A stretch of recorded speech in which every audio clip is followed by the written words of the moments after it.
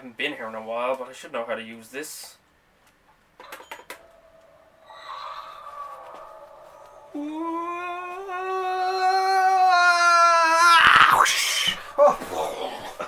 Oh my God!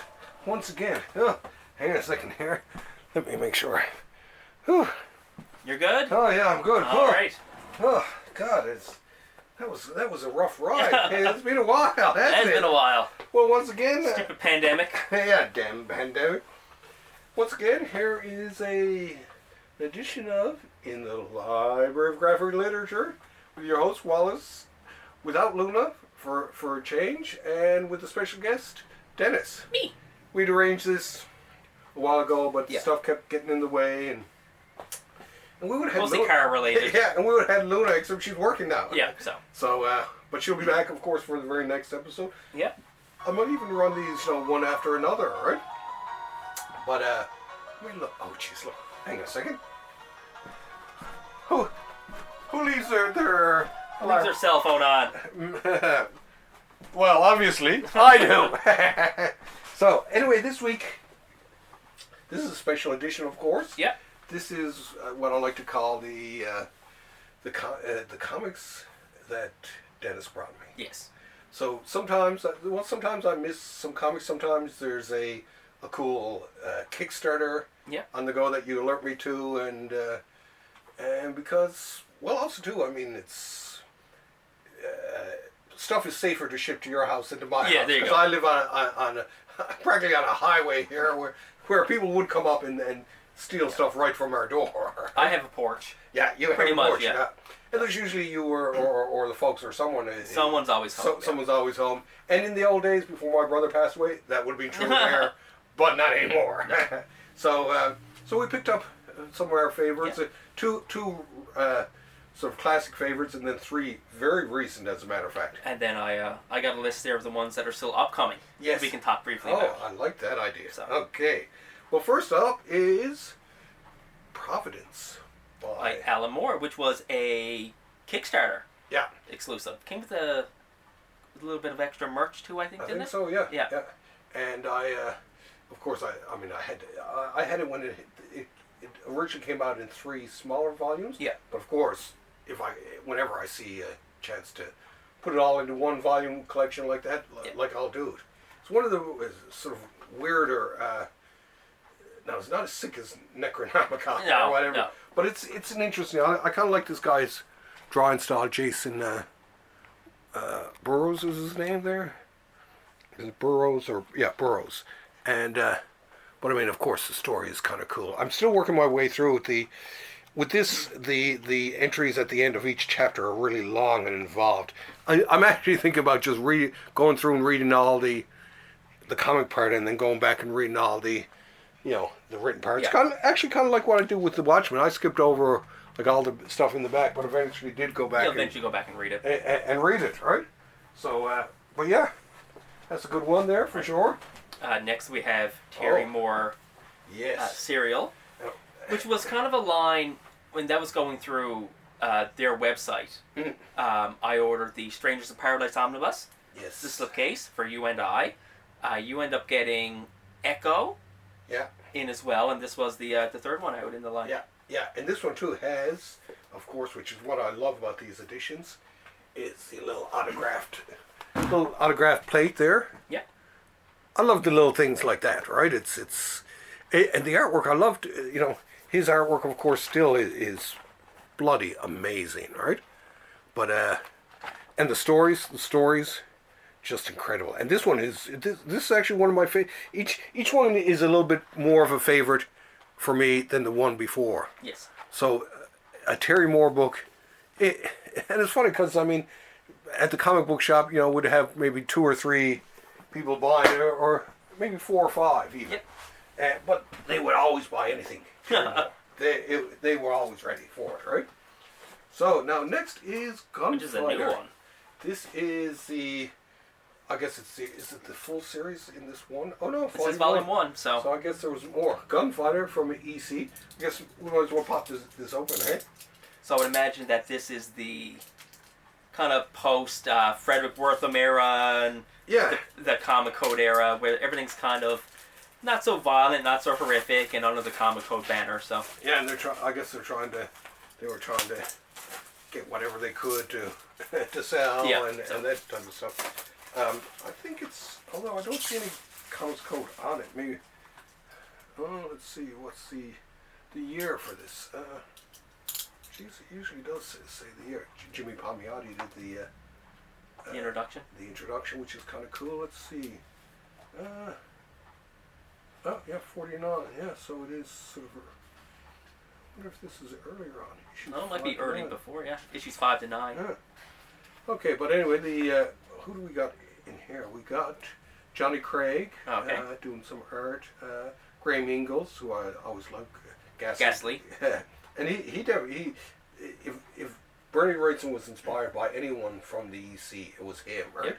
Yep. Harry Kiefer, who I don't know, Sheldon Moldoff, Al Feldstein, Johnny Craig. Let's see who else. That's about it. Some of them are usually a real, potpourri of different people from, who knows, Wally Wood to Bernie Kriegson or whatever. But I mean, I love any of these. There's just something about an EC comic. It sort of reeks of history somehow, right? And they're always kind of cool. They are. If you're going to read Golden, and for stuff from the Golden Age and all that, it's some of the better drawn comics. Is what I think about it, right? Compared to the rest, right? Now this is one, and I don't know how I forgot this. And it was funny because it was only when I was arranging you see the Disney Masters over there behind the camera. I was arranging them according to the volume. And it was just like, oh my God, I'm missing volume 10. And I don't know how the hell it happened, but I was missing it. So. And then you just give me a call. Yeah. And now this once again completes my Disney Masters collection. Yeah. But it's, what is it? Ma and Boz Heyman's Scandal on the Epic Express. Now I kind of like these Disney ones, and I guess I got Sam to thank for this. He was the one who really turned me on to the, especially the European Disney products and stuff like that. And then when these started coming out, now there are some that Sam will get that I'm getting them all. Yeah. But there are some I get that Sam doesn't get because he's not a big fan of particular ones. But I can't help myself. If I'm going to get the set, I'm going to get them all. Yeah. So, and it's funny because, sometimes when I first be talking to some of my students about how I like the Ducks and Disney stuff, they look at me like I'm a freakazoid or something. But especially the European stuff, it's not like what people think. No. They're well-written stories. They're highly imaginative. These are the people who really took up the mantle from Karl Barks and what's his name? I was going to say Dan DeCarlo. No. What's his name? Oh, jeez. I don't know why I'm... Don Rosa. Sorry.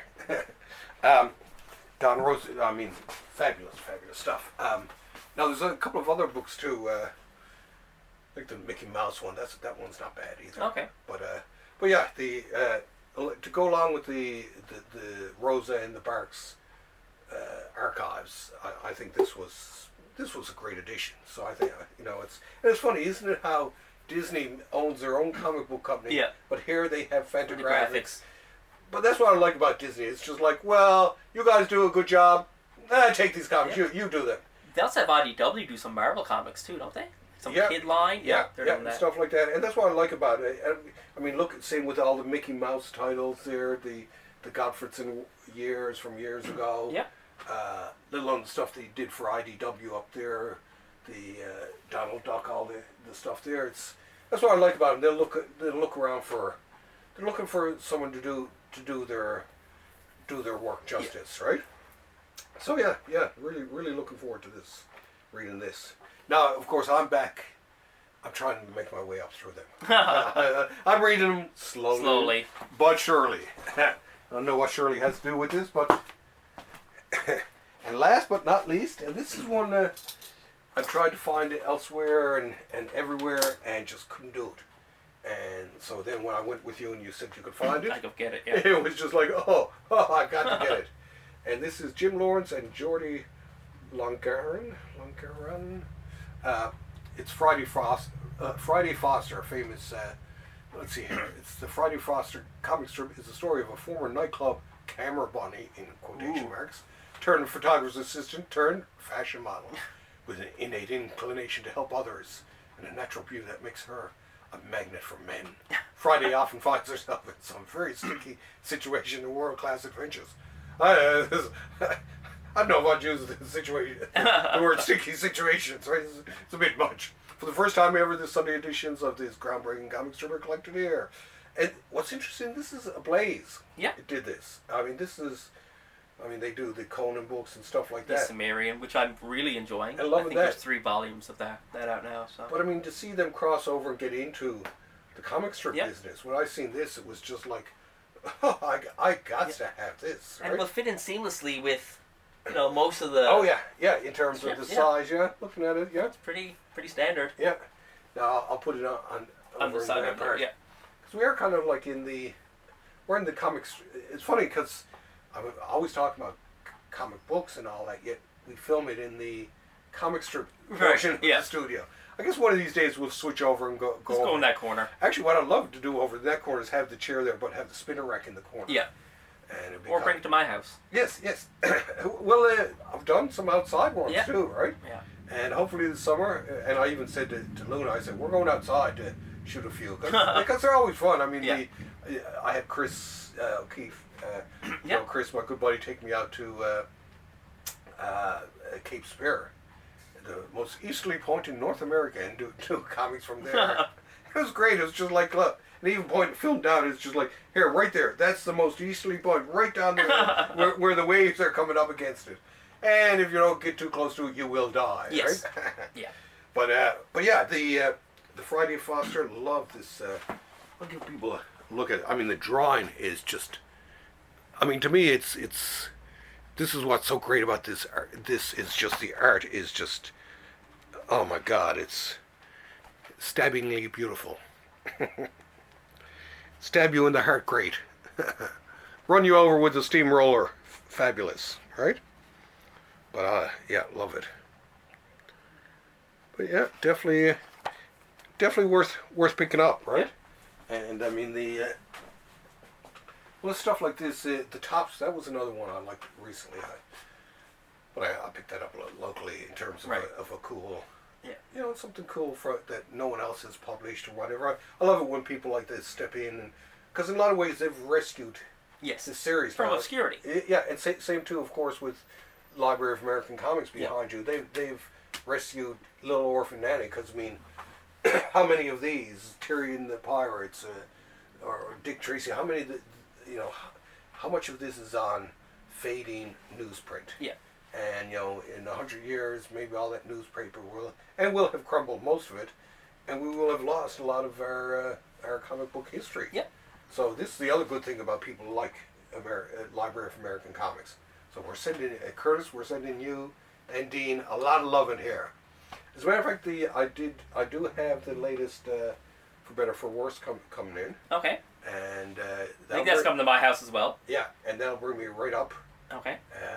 Right up to that'll complete my collection once again. And then there's another Steve Canyon coming out, which of course. And then of course there's the Tyrion the Pirate stuff. Yeah, so we're going to talk about some of the upcoming stuff that will be shipping to my house. Yes. Well, the Tyrion the Pirates for one. Yeah, which that's multi-set. So basically you'll get an annual charge every year. Yeah. And it's so worth it, even though I got the original set. Yeah. When I seen the way the new one was done, and I love the bigger book size, and I know I'm trying not to double dip these days, but hey, that had to be double dipped deliciously. Okay, so what do we have coming up? A couple of other things. So the Lonely War of Captain Willie Schultz. Yes, there you go. That's been delayed several years now. Yeah. Now, I thought I seen it being solicited in the Diamond, so I guess that's... Maybe. We recently got the Liberty Brigade graphic novel. That was another one. That was the one I was thinking of, you know? I was trying to think of, okay. That's obviously the Jim Starlin Dreadstar Omnibus. Oh, love that. That was probably one of our favorite ones you've had. Yes. Scurry is normally available through Kickstarters. Okay. So keep an eye out on Scurry, because normally when they announce a new book, they'll resolicit or he'll republish the other ones. Yeah. So that's a good one to pick up. Heck. Okay, yeah, still waiting on that from... Still waiting on Heck, I think, by Matt Kint. Yeah. And these are not just COVID delays. They're Yeah. See, we're not shitting on these people, right? Mutant World was probably one of the most anticipated ones that you got recently. Yeah, I love when you find little gems like that. A nice Corbin gem. Dreadstar Returns was a fun one. Yes. You were very excited for that, some new Dreadstar material. Yeah. Cosmic Detectives by Jeff Lemire and Matt Kint. Yes. That is awaiting I can't wait shipment. for that. We recently talked about the Alamore Providence there. Yeah. Mike Rell, John Sable, deluxe hardcover omnibus. Yes, that's being delayed. That's being sent to the printers now, actually. Okay. So hopefully not too long on that one. Loving that. Tukey, Part 2. That is actually in the mail. Yeah. So that'll be here. It could be even at your house when you go home tonight. Hopefully by the next week, so within the next 2 videos, you'll be talking about that one. Eric Powell's. Did you hear what happened? Edie and Gon did. Yeah. I love that. And I think the only other one we're waiting on after that would be Aztec Ace. Yes. Which was solicited, delayed. They recently made a deal with Dark Horse to get published. Yeah. So that has been solicited. So I'm hoping you're still getting yours. Oh yeah. You hear that, dog? So. But yeah, no. Well, it's great too. And that's the one good thing about having a community when you're doing these type of things. Yeah. It's because you've come to me and said, "Hey, Wallace, have you seen this?" And it'd be like, "Oh, no." I need this. Straight Toasters will be starting soon on Kickstarter. That was another one. Oh, I'm dying to. And my friend Hochi Anderson, he's big Sienkiewicz fan. When I posted it, I could tell he was just dying for it, right? So yeah, gonna love that. Yeah. So, but yeah, it's now I do every so often peruse the Kickstarter here and there. But yeah, usually you'll hear from, I'll hear from you, or sometimes even Sam has up on it, said something. But yeah, and sometimes even people in the Library of Graphic Literature page and all that have come up and said, "Oh, you should check out this," and be like, just sharing links, and that's the fun of the community. Exactly. You'll never know what you would eventually miss out on, and probably never know it was published. Exactly. Yeah. So that's the fun. That is indeed. Well, this has been a fun little sit down. Anyway, it's these once again have been the books that Dennis brought me. There you go. But it's an interesting batch though too. I mean, we went from Disney to EC to Friday Foster to Alan Moore. I mean, you can't have more of a gamut than that, right? And we have a good system. I'll order them, and you'll either trade, pay me, or if trade. you're getting something and you'll double dip, we'll toss that in and part of a deal. And it works out. It's great. It's a good system. Right? So and I build my own little collection gradually from your leftovers. Exactly. Right?